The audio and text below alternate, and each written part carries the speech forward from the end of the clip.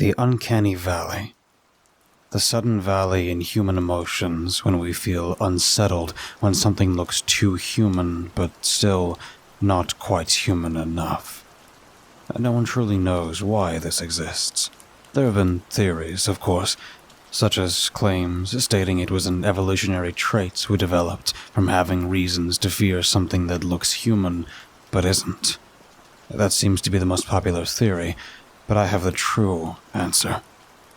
You see, the Uncanny Valley isn't just a valley or a sudden drop shown on a graph of human emotions. It is a literal place, and I experienced it firsthand. It all started last week. I had paid vacation time and decided I would treat myself and take a nice trip to the Bahamas.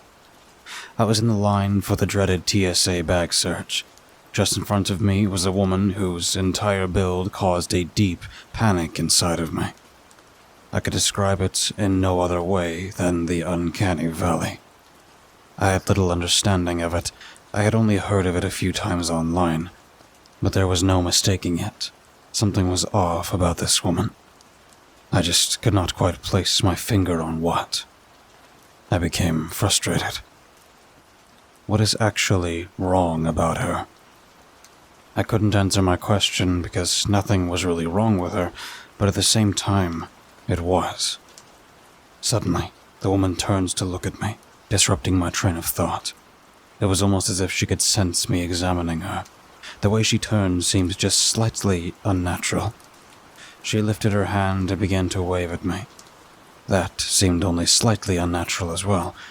Actually, every movement that she did seemed slightly unnatural. The deep panic that I was already experiencing heightened at the woman's sudden turnaround and hand wave. I couldn't bring myself to wave back. Just as suddenly as she turns to look at me, she turned around. She was done getting her bag checked, and it was now my turn. I placed my large backpack down. It was the only thing I brought. One thing I hated was overpacking. I only packed the necessities and a few extras. Once my bag was done being checked, I walked to the waiting area of the airport and sat down. My flight was in 60 minutes. I let out a sigh and pulled my laptop out of my backpack. I wanted to do more research on the Uncanny Valley. I opened up my internet browser and began to type, but I paused, not completely sure what question in specific I wanted answered. I thought about it. I already had a basic understanding of it, so I didn't need to search what it was. My mind came to a conclusion, and I began to type the words out onto the screen. Can a real human give you the Uncanny Valley? I was about to hit search when someone tapped my shoulder. I instantly turned around, and my eyes met the same woman that I had been panicked about in the TSA line. She was saying something, but my mind was so boggled that I accidentally tuned her out. "I'm sorry, can you repeat that?" I said, still treating her like I would any other human. I was wondering if you'd like to grab some coffee. I saw you in the TSA line and thought you were pretty cute. What the hell? Hey, I apologize. I have a wife. That was a lie. I am a desperate single man, but not desperate enough to go on a date with whatever she was. I put my hand in my pocket just after saying that to hide my non-existent ring. Don't apologize. I understand. But, hey, what flight are you going on? 3475, the one that leaves in... I paused to check how much time was left until my flight on my computer screen. 50 minutes? I replied to the woman. No way. I'm on that flight too. I desperately wanted her to stop talking to me. Each second passing by of hearing her voice and looking at her face caused the panic to grow deeper and deeper. I have to use the bathroom, I said suddenly. I got up out of my chair and placed my laptop in my backpack. I put my backpack on my back and started walking to the bathroom, completely ignoring the woman's goodbyes to me. I went to the bathroom and looked at myself in the mirror. I felt slightly calmer looking at my completely human face. I turned on the sink and splashed some water on myself. Maybe I'm just being crazy, I thought, while rubbing the water on my face. No, I'm not. Something is definitely wrong with her. Another thought conflicted. I wiped my face off with a paper towel and walked out of the bathroom to the waiting area and chose a new seat to sit in that was a few rows down from my old one. I tried to relax, but I couldn't. I couldn't shake the deep unsettlement and panic that this woman caused me. After a while of sitting there in panic, it was time to board my flight. I made my way over and boarded the plane. I got first-class seats, something I would usually never do, but this was a very stressful year for me at work, and I chose to sacrifice a lot of extra money, some of which I didn't really have, just for this to be an amazing, relaxing vacation for me.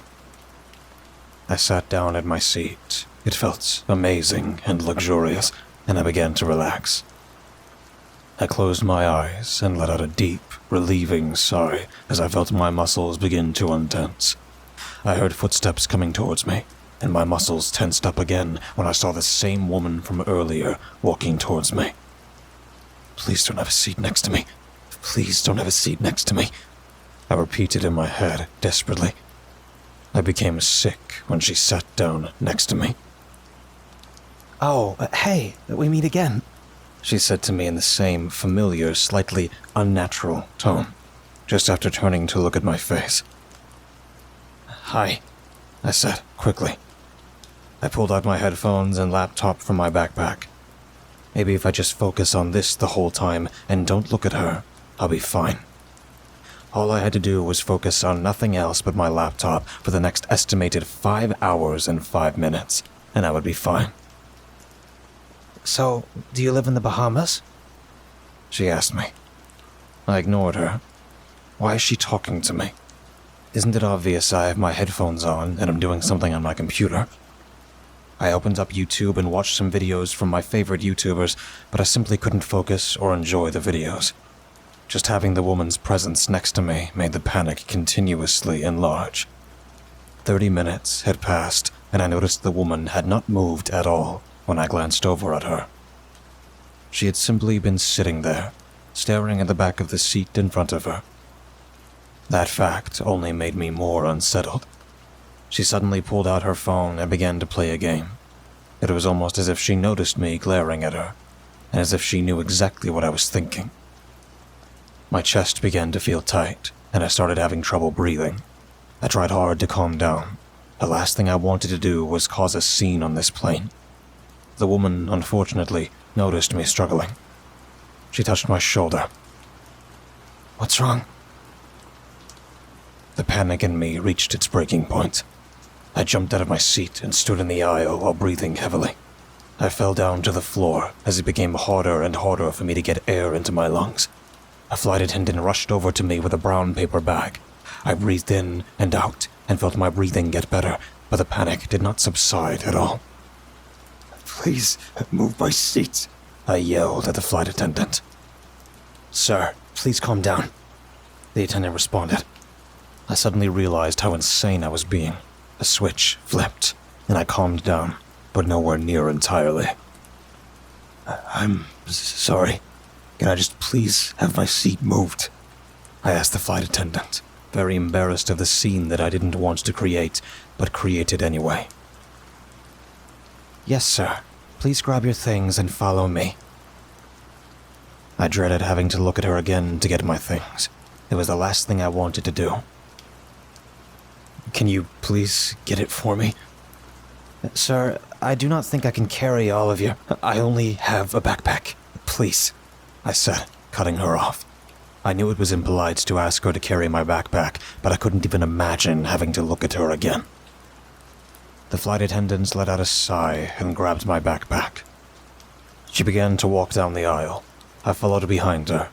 She stopped at 2 empty seats and gestured for me to take a seat. I sat down and apologized to the flight attendant for the scene I caused. She just looked at me and then walked away, causing me to feel even more ashamed and embarrassed. I let out a sigh and attempted to relax, but failed in doing so, when a disturbing, familiar voice blared from the speaker throughout the plane.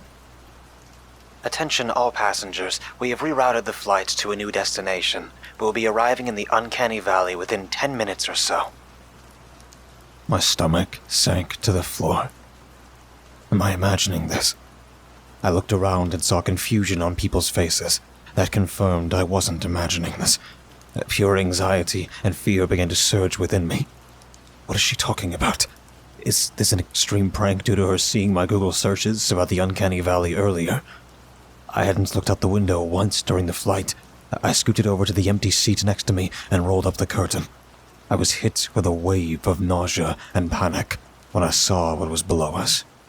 We were around 1,000 feet above an isolated, almost green field of grass. My stomach impossibly sank deeper than the floor when I saw a sharp, sudden valley in the field, around 500 feet wide. The plane began to descend rapidly into the valley. The plane began to shake, and I couldn't move. I was paralyzed in pure fear. After a few seconds, I built up the courage to look around me. Everyone else was also scared and confused. That comforted me a little bit. I looked out the window once more, and boom. The plane crashed into the grounds of the valley. Upon impact, I slammed my head on the ceiling of the plane and fell back down in my seat. This caused me to go unconscious. When I awoke, night had fallen. I groaned and rubbed my head. I felt something wet and painful. I looked at my hand and saw blood.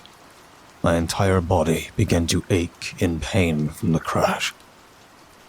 I tried to take a deep breath, but my ribs had been broken. The deep breath was half finished and hurt like hell.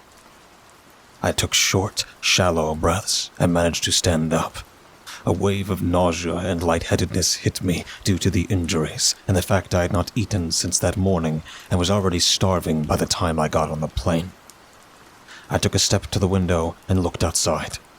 Panic enveloped every ounce of me when I saw what was outside. It was a town. Well, almost a town. Each house was just slightly abnormal. Some were tilted to the side, some had oddly shaped windows. But that wasn't the worst part. The town was full, and I mean full, of people that gave the same uncanny valley response as the woman from earlier. The way they walked was disturbing and unsettling. I began to feel detached from reality as the panic continued to grow. I then became numb. Nothing felt real. I felt like I was in a dream. That thought comforted me only a little bit. I looked forwards to waking up from the supposed dream, but that hope didn't last long. I knew this wasn't a dream. It was somehow reality. A sick and twisted reality that I was facing right then and there, and I couldn't just stand there. I began to walk out into the aisle, and I made it to the emergency exit. I took as deep a breath as I could without feeling pain just before pulling open the door. I walked out into the town and stared towards the nearest road I could see. I would get answers. Every step I took closer to the road, the more the anxiety heightened. I didn't even know how it was possible for the anxiety to heighten anymore at this point. It felt like it had gone above the universe itself. Suddenly, the uncannies stopped. They began to surround me and then circle me. My anxiety was so high, I felt a severe, impending sense of doom. They all charged at me. They rubbed their hands all over me and then picked me up. They tossed me up in the air and caught me when I was about to fall to the ground, all while walking somewhere. They were taking me somewhere, and I didn't even want to think about where. I had no idea what horrors these things were truly capable of. After minutes of walking, they brought me into a dungeon. They began to chant something incomprehensible to me. They placed my body into the center of some bizarre type of pentagram. I tried to move, but was instantly stopped when ropes appeared and tightened over my legs and arms. I began to scream, but they didn't cover my mouth. They only began to chant louder, as if my screams were making it more enjoyable to them. I watched one of them grab a large bucket, another one put a rag on my face. They began to pour a bucket of blood over the rag. They were waterboarding me with blood. I began to gag. I couldn't breathe. I tried desperately to breathe in and out, but I was getting no air, and my ribs only began to hurt worse. My chest began to feel incredibly tight. The pressure built up until it was the worst physical pain I had ever experienced. Eventually, everything turned black. I felt nothing. I felt some sort of peace when suddenly I was brought back and sat up. I began to choke and gasp for air as I sat up. I had died of a heart attack, and one of them had resuscitated me. I thought their torture was finally over, but I was wrong. They brought out a sharp knife and began to slice into my organs. The pain I felt was incredible. I wanted to scream, but I couldn't. How much can one human body take?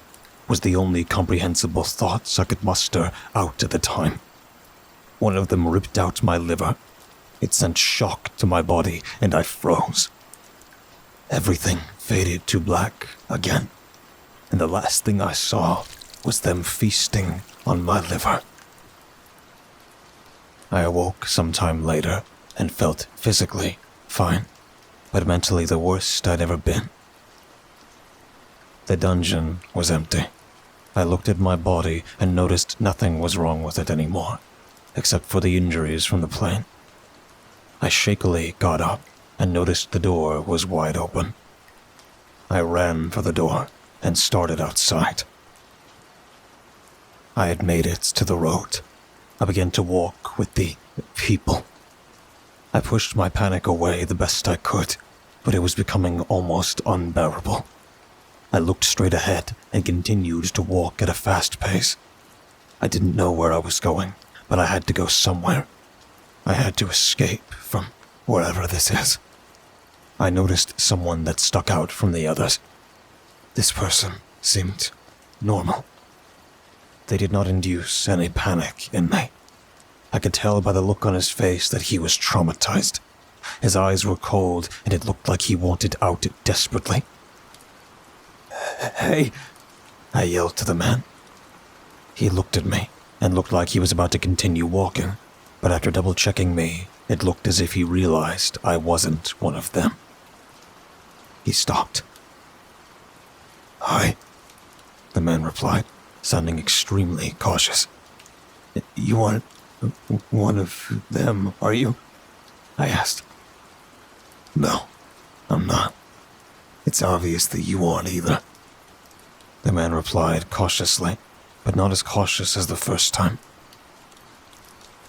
"How did you get here?" I asked the man.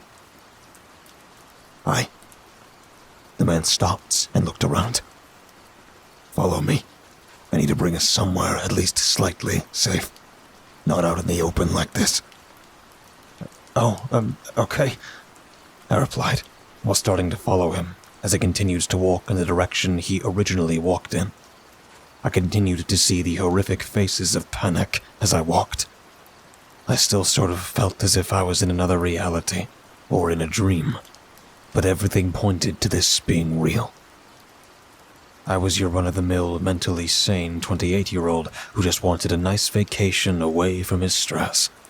We had finally made it to our destination. It was one of the houses. Weird, I thought. "Stay here." He went around the back of the house and came back with a shovel. He walked in front of the house and examined the small lawn of dirt in front of him. He finally was done and began to shovel up dirt in a random patch, and it revealed a bunker door. "You can never be too cautious here. Come on, get in," he said in a hurry, while already opening the door and gesturing for me to follow him. I followed behind him down the bunker's stairs. He flipped a switch at the bottom, and the room became illuminated with a pale yellow light. The first thing I noticed was a small desk in the corner with trash that had blood stains on it. When I looked around more, I noticed everything had bloodstains on it. Hey, what's with all the bloodstains? He seems to almost give an answer, but then he suddenly shivered from what looked like fear. I looked behind me and saw a makeshift shower made out of a bucket with tiny holes poking through it. I looked at the ground and saw a hole in the ground, presumably a drain, and next to that was an old, rusty bar of soap. This is the Uncanny Valley, he told me very suddenly, disrupting my observance of his makeshift shower. I'm sorry, I replied. I knew what he said, and what he said had made sense considering everything, but I wanted him to explain more. This place, where we are right now, this is the Uncanny Valley. It's a real place? Was all I could think of as a reply. Why do you think humans have the Uncanny Valley response? He answered me with a smirk. Was the only thing I could think of as a response at the time. I've been here 4 million years, he replied, and then started laughing. I stared at him as he just continued to stand there, laughing. Is he joking? I honestly can't tell what's real anymore. But humankind is only like 6 million years old. I started in an attempt to stop his maniacal laughter. This place has been here since before humankind. And once you fall in here, you stop aging. You're stuck here forever, having to deal with their various forms of torture. Torture? I repeated in a numb tone. Yes, it's clear they already unfortunately tortured you.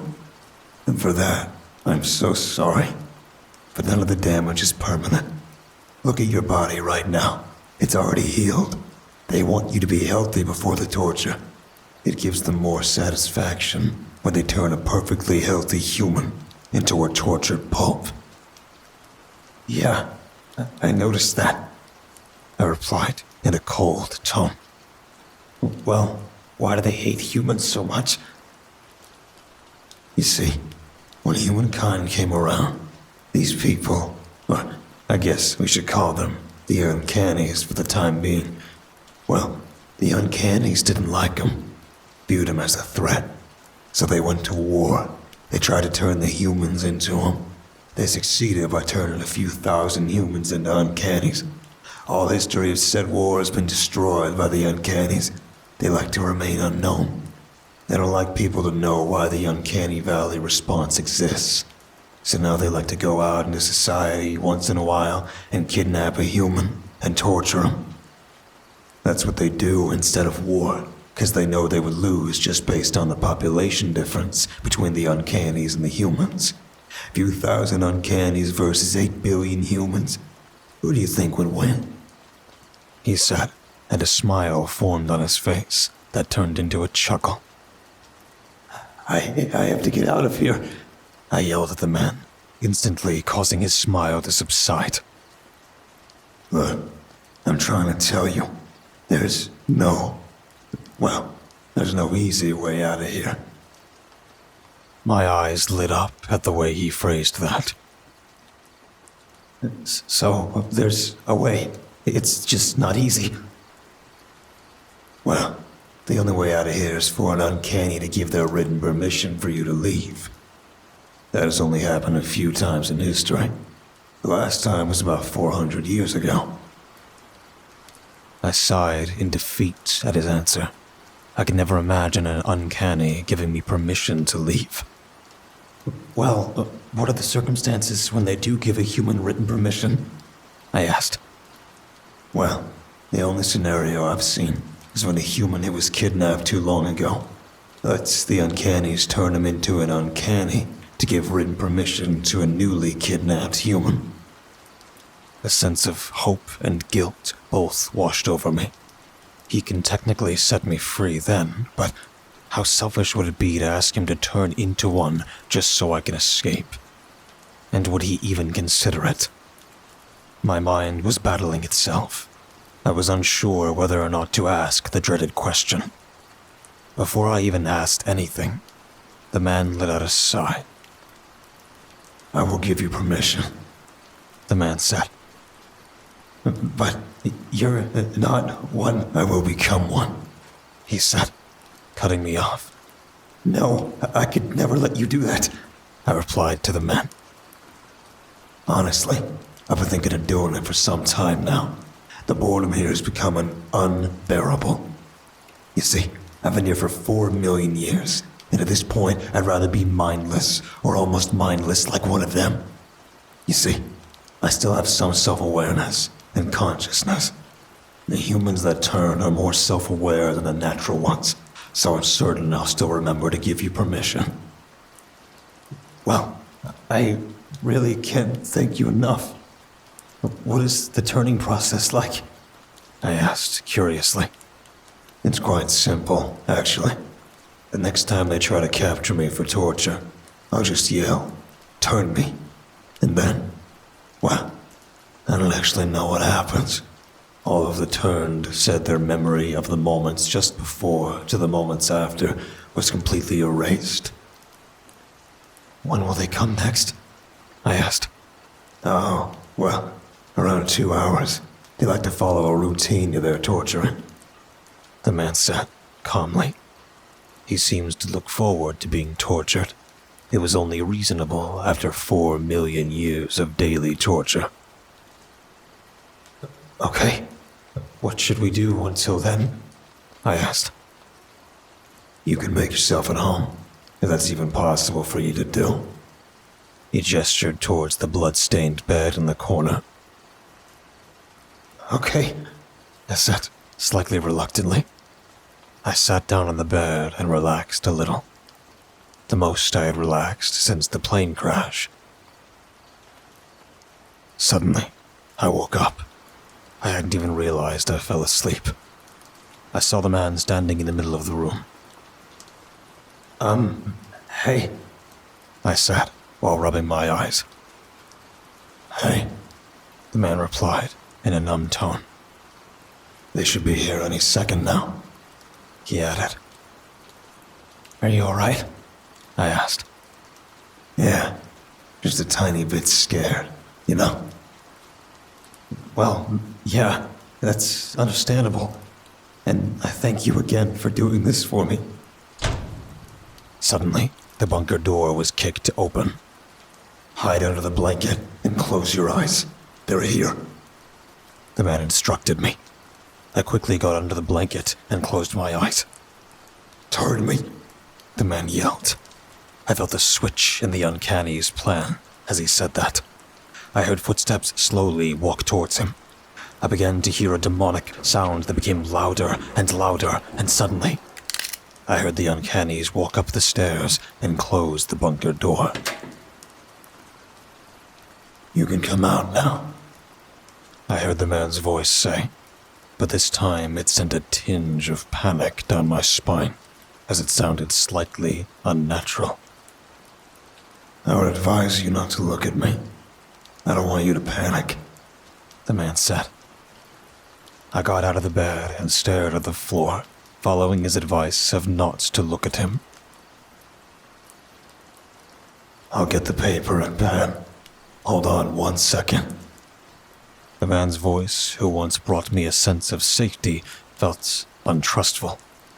I heard him writing something down on a piece of paper. He stopped writing and began to walk over to me.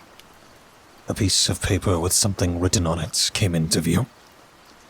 "I, Sapien Ostra, grant this man complete safety and complete permission to leave the Uncanny Valley." "Thank you," I replied. "Now go. Go to the plane and show the person guarding the plane your paper." I didn't reply. I just started up the steps and walked out of the bunker door. I saw the plane in the distance and walked towards it.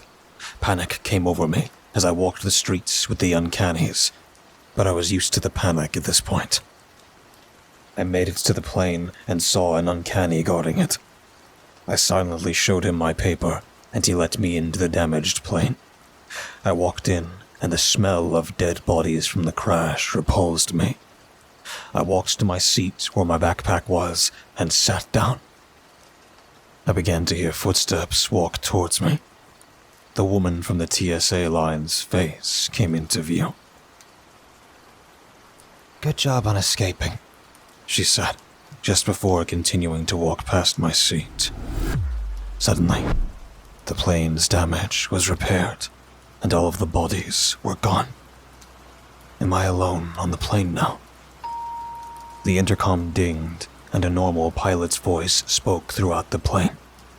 "You will be arriving in the Bahamas in approximately 3 hours and 7 minutes. The way the pilot said "you" confirmed I was the only one on the plane. What happens to everyone else? I decided to be grateful that I had escaped such a cruel and evil valley. I went on my laptop and watched YouTube videos for the rest of the plane ride.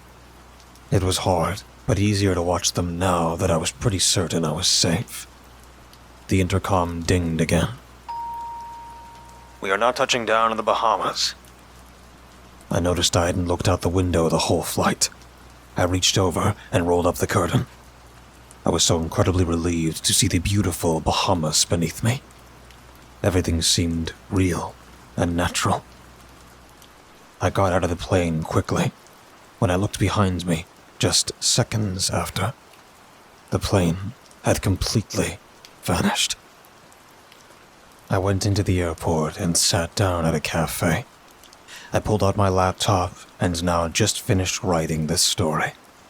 I really hope the barista here is just ugly and nothing else.